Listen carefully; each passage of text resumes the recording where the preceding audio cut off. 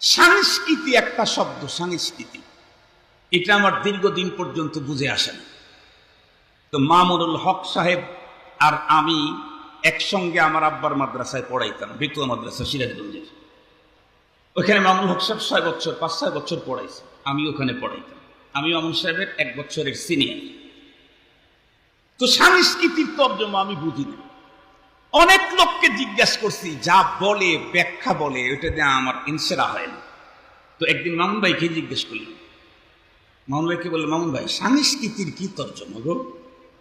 উনি আমাকে বলে তাহজিব তামাদ্দুন। উনি এমন এক শব্দ ব্যবহার করছে, এই এক শব্দের কারণে আমি এমন বুঝেছি যে আমার মতো সংস্কৃতি বোঝা এখন কম আছে মানুষের। যার তার কাছে জিজ্ঞেস করতাম, সেখান থেকে ইলম নিতাম, যে কোনো মানুষের কাছ থেকে ভাষার জ্ঞানটা নিতাম। আমি যে কোনো সবসময় উন্নত ভাষাবিদ যারা আছে, সাহিত্যিক, তাদের কথাগুলি শুনতাম।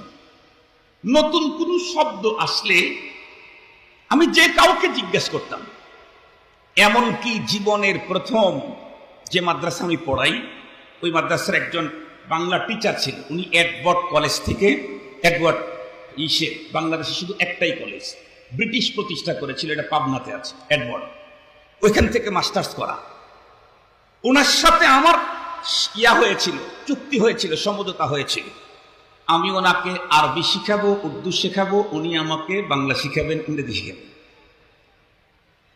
তার সাথে আমার চুক্তি হয়েছিল। একটা শব্দ আমি অনেক দিন পর্যন্ত বুঝতেছি না।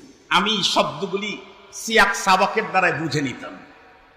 নতুন যে শব্দটা বাংলা বললেন, এটার তর্জমা কি হতে পারে, আগে পরের দ্বারা বুঝে নিতাম। যেটা বুঝতাম না, এটা কাউকে জিজ্ঞেস করতাম।